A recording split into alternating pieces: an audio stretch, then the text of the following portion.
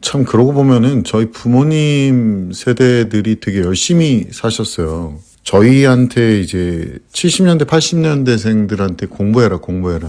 공부만이 살 길이다. 그러면서 이제 공부하라고 얘기를 했고 학교에서 시키는 건 다 해갖고 와라. 학교 빠지면은 저는 하루에 진짜 두 쪽 나는 줄 알았어요. 그 개근상 못하는 애들이 이상한 세대였거든요. 지금은 뭐 문화가 바뀌었다는데 내가 봤을 때는 걔네들 그 출결 상태를 보면 나중에 회사에서도 어떻게 할지 뻔히 보입니다. 예, 그래서 제가 그런 거 못하게끔 하라고 그랬더니 난리 부르스가 나죠.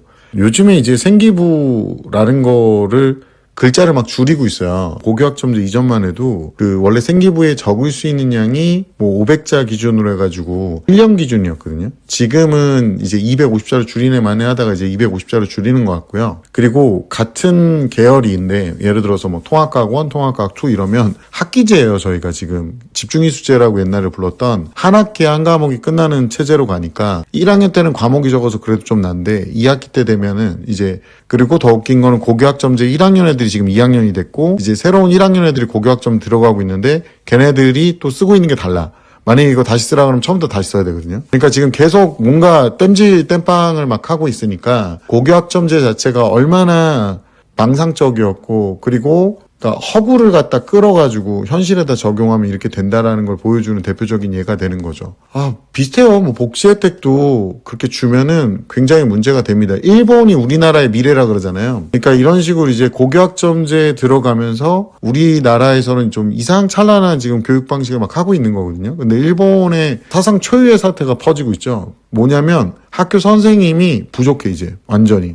그러니까 지원자가 옛날에는 일본이 10몇 대 1이었어요. 10몇 대 1이었는데 지금은 2대 1 뭐 이 정도로 줄고 그러니까 몬스터맘이라고 해서 요즘에 우리 그 말도 안 되는 그 갑질하는 학부모님들 있잖아요. 그러니까 이 학부모님들 문제가 너무 커지고 그래서 지금 막 퇴학한 교사까지 다 끌어당겨가지고 지금 학교가 운영되고 있으니까 우리나라 뭐 안 보아도 뻔하죠. 이제 곧 있으면 일어날 일일 거고 그리고 그럼에도 불구하고 학교 선생님이 쳐오는 공무원이기 때문에 계속 안 좋아질 거고 지금도 이제 계속 벌어지고 있는 사태고 사회적으로도 지금 우리나라에서도 곧 보게 될 건데 복지 혜택을 늘리고 있잖아요. 저는 이게 좀 개인적으로 되게 불만인 부분이 뭐냐면 힘든 사람들한테 돈을 나눠주는 건 저도 이해가 가는데 이 기본 복지가 계속 올라가게 되면요 어떤 문제가 생기냐면 인간들이 일을 안 하려고 합니다. 우리나라가 예를 들어서 이제 실업급여 같은 경우랑 프랑스 같은 경우 완전히 얘기가 다른 게 프랑스는 진짜 농담하는 6개월 일하고 2년여를 그냥 놀 수가 있어요. 그래서 걔네들은 이제 이동이 자유롭잖아요. 그래가지고 차라리 6개월 바짝 일하고 한 1년 정도는 딴 데 가 있어. 그러니까 해외나 뭐 이런 데 가 있고 막 그래가지고 그거를 이제 안 되겠다. 재정이 너무 개판이다. 무너져 내린다. 그래서 총리나 이제 지도층에서 이제 그런 얘기를 하자마자 경질되고 사람들 시위하고 난리가 난 거죠. 한 번 준 복지는요, 못 뺐습니다. 절대 다수가 생각하는 그런 이상적인 것들은 사실상 현실에 적용하면 괴랄한 결과를 초래할 수 있어요. 한 번 열어주고 나면 절대로 못 돌려요. 그래가지고 제가 애들한테도 핸드폰 한 번 뭐 이제 허용을 해서 애들이 해볼 수 있게끔 해야 되지 않느냐 이런 얘기를 하면 제가 딱 잘라서 얘기하는 게 한 번 열어주는 순간 큰일 난다. 프랑스 꼴 난다. 그러니까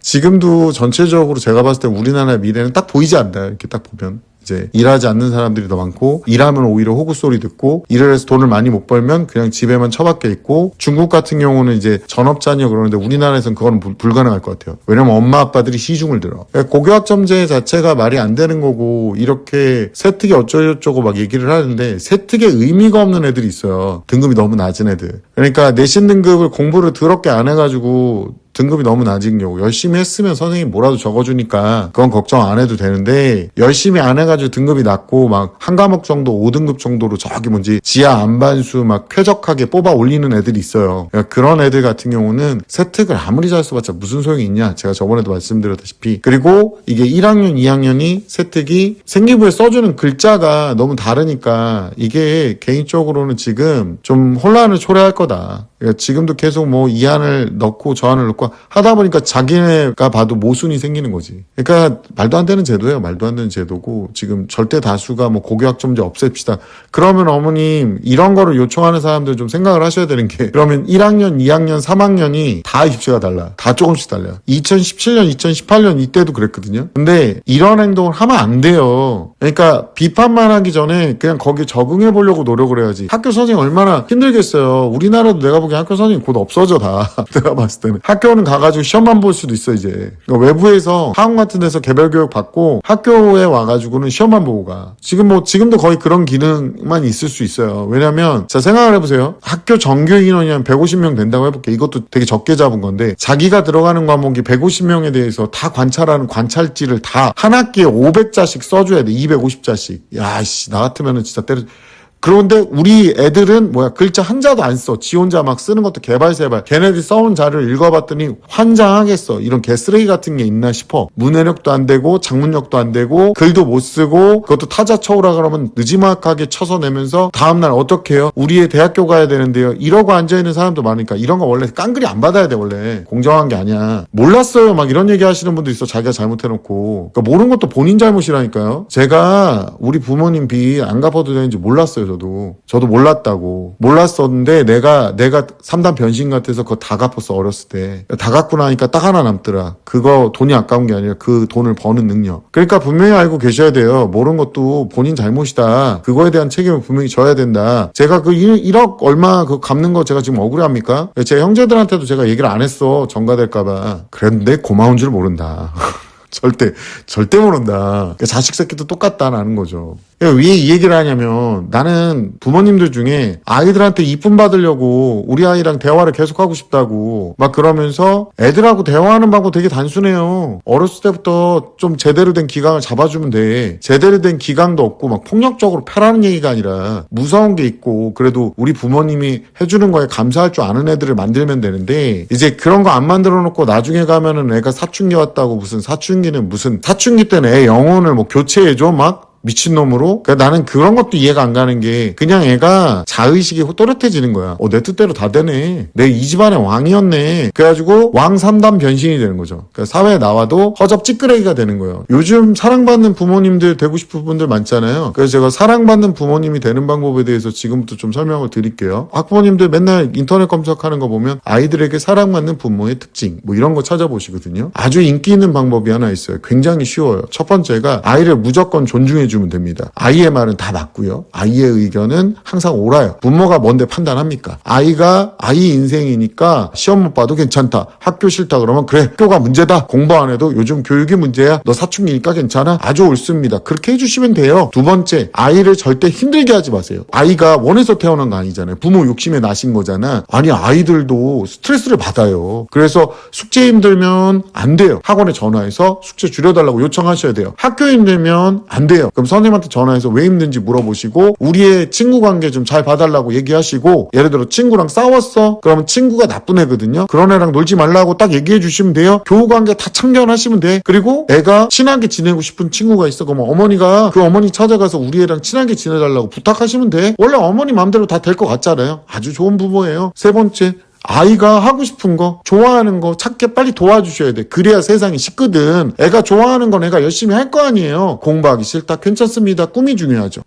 이게 저스트 드림이 되더라도 그래도 일장 춘몽이 되더라도 괜찮아요. 봄의 꿈이니까 괜찮아요. 봄철이잖아요. 꿈이 뭐냐고 애들한테 물어봐 보세요. 그러면 어떤 애는 유튜브 할 거예요. 좋아요. 장비 사주고 카메라 사주고 편집도 대신 해주고 근데 조회수 보면 12 정도 이렇게 나오죠. 그래도 괜찮아요. 우리 애가 꿈을 찾고 있거든요. 미대 가고 싶대요. 그림은 발로 그렸는지 아니면 그리다가 자빠졌는지 모르겠지만 이게 막 그려놨는데 찰흙으로 뭔가를 만들었는데 본인은 코끼리라고 얘기했는데 옆에 있는 사람이 지나가면서 야 너 우주선 되게 잘 만들었다 이러고 가고 있는데도 괜찮아요. 우리 애는 꿈을 찾고 있거든요. 우리 애가 연예인이 꿈이래요. 괜찮아요. 맨날 놀고 맨날 춤추고 맨날 얼굴 꾸미고 그런데 누가 봐도 날 닮아서 좀 못생긴 것 같아요. 괜찮아요. 못생긴 연예인도 있으니까요. 근데 애가 또 낯을 가려요. 괜찮아요. 소심한 연예인도 있을 거예요. 그래도 괜찮다니까요. 우리 애는 아직 기회가 있어요. 네 번째, 아이는 돈 걱정하게 하지 마세요. 그리고 아이가 걱정하는 모든 걸 채워주시면 돼요. 요즘 부모들 유행 하나 있죠? 상속 미리 해주는 부부. 집도 미리 주고 차도 미리 해주고 우리 애 힘들게 살면 안 되니까. 그래서 20대인데 이미 집 있는 애들도 있고 이제 막 자산도 있는 애들도 있는데 이제 문제가 있죠. 능력이 없어. 아이고 이걸 지키는 능력이 없어. 괜찮아요. 또 주면 되죠. 그러다가 나중에 내가 빈털털이 되면 우리 애는 나한테 빨아먹을 게 없으니까 버리죠. 그럼 우리 엄마를 우리 아빠를 아낌없이 주는 주는 나무로 생각할 거예요. 그냥 인생의 땔감으로 다 태워버리겠죠. 우리 인생은 잿더미가 될 거예요. 괜찮아요. 우리는 사랑받고 있으니까. 이게 사랑받는 방법 중에 하나입니다. 제가 막 그거 검색할 때마다 소름이 돋아가지고 아이들한테 사랑받는 게 그렇게 중요합니까? 저는 아이들한테 사랑받고 싶지 않아요. 아이들을 가르치고 싶지. 아이들을 제대로 살게끔 지도해주고 싶어요. 저는 그게 제가 선생으로서 할 부분이라고 봅니다. 물론 아이들이 저한테 진심으로 와서 상담할 때 진심으로 답변을 해줍니다. 왜냐하면 저는 아이들을 사랑하니까. 아이들한테 애정이 있으니까. 그리고 저는 아이들의 이런 강한 지도에도 분명히 올바른 쪽으로 갈 수 있을 거라는, 엇나가지 않을 거라는 강한 믿음이 있어요. 연구에도 보면 이런 부모, 아이를 위해서 맴돌면서 문제 다 해결해주는 학부모, 이렇게 자란 아이들은 문제 해결 능력과 자율성이 굉장히 떨어집니다. 우울, 불안 굉장히 높아지는 경향이 있다는 연구가 굉장히 많습니다. 80년대생 부모님들이 좀 심하다는 연구 결과가 지금 나와 있어요. 부모가 인생을 대신 살아주니까 애가 인생을 경험하지 못하는 겁니다. 근데 괜찮아요. 왜냐고? 아이한테 사랑받는 부모니까요. 돈 줄 때 제일 좋아하고요. 원하는 물건 다 사줄 때는 너무너무 사랑하죠. 그리고 집 물러주고 차 물려주고 이런 거 해주면 정말 좋아하죠. 엄마 늙어가도 아이는 늙지 않는 피터팬 같은 삶을 사죠. 나중에 물어보겠죠. 엄마 나 이제 뭐 하면서 살아야 돼? 아빠 나 뭐 해야 돼? 분명히 다 해줬는데 어떤 것도 할 줄 모르는 그런 아이들.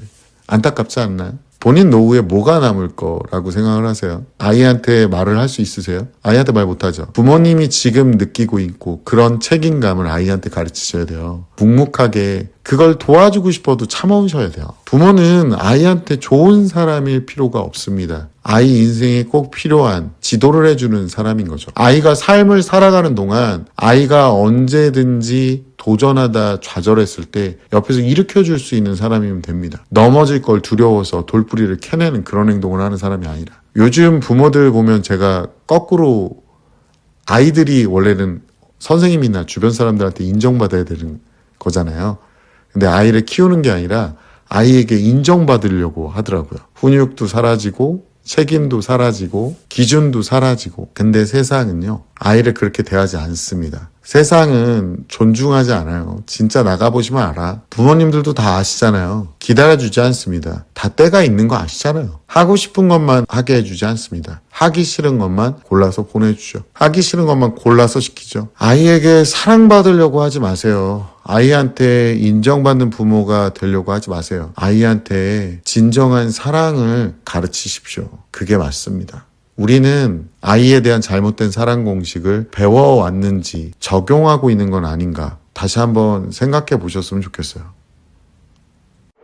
When I'm with you, time stands still. Every moment feels like a thrill. In your arms, I find my place. When I'm with you, time stands still. Every moment feels like a thrill. In your arms, I find my place. Together forever until the dawn.